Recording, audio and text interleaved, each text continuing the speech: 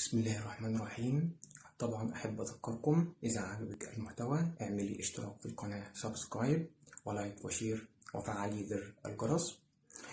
طبعا ندخل على الفيديو بتاع النهاردة. هنتكلم فيه عن موضوع من الموضوعات التي دائما تخجل المرأة من الحديث عنها، وهي الغازات المهبلية vaginal gases. وما هي هذه الغازات ولماذا تصيبك وطرق التخلص منها؟ طبعا غازات المهبل vaginal gases تحدث عندما ينحصر الهواء داخل المهبل، وهي عبارة عن حالة صحية شائعة ولا تشير إلى الإصابة بأي مشكلة خطيرة. طبعا في حالات نادرة قد تكون الغازات المهبلية مؤشرة للإصابة بمشكلة صحية تتطلب تدخلا طبيا، مثل الإصابة بالناسور المهبلي منه فجأة أو على شكل كميات صغيرة. طبعا الغازات المهبلية ينتج عنها في معظم الحالات صوت ملحوظ تماما مثل تلك الناتجة عن انتفاخ غازي في البطن. طيب نروح على أسباب الغازات المهبلية. مشاكل صحية في منطقة الحوض. طبعا هناك دراسات علمية مختلفة ربطت بين الإصابة بمشاكل صحية في منطقة الحوض والغازات المهبلية. الأولى ترفع من خطر الإصابة بالثانية.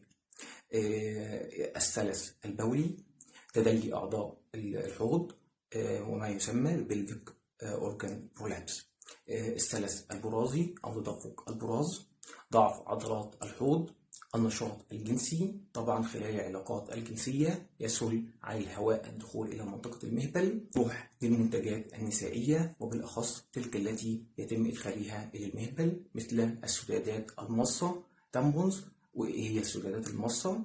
التامبونز تستخدم عادة أثناء الحيض لامتصاص تدفق الطمث، وتستخدمها بعض النساء. تساعد أيضا في انحصار الهواء داخل المهبل، ويخرج الهواء من المهبل عند إخراج المنتج أو خلال النشاط الرياضي. وأخيرا بعض النشاطات الرياضية تؤدي إلى توتر عضلات قاع الحوض، الأمر الذي يساهم في انحصار الهواء داخل منطقة الحوض. طيب نروح لطرق العلاج. طبعا طريقة العلاج ترجع إلى معالجة السبب الذي تحدث نتيجة عنه هذه الغازات كما ذكرنا طبعا من قبل. كده يبقى شرحنا الموضوع بكل تفاصيله، وأرجو من الله أن أكون قد وفقت. وإذا عجبك المحتوى ما تنسيش تعملي اشتراك، سبسكرايب وإعجاب وشير وفعلي زر الجرس حتى يصلك كل جديد. دكتور أحمد شعبان، طبيب التوليد وأمراض النساء. شكرا جزيلا.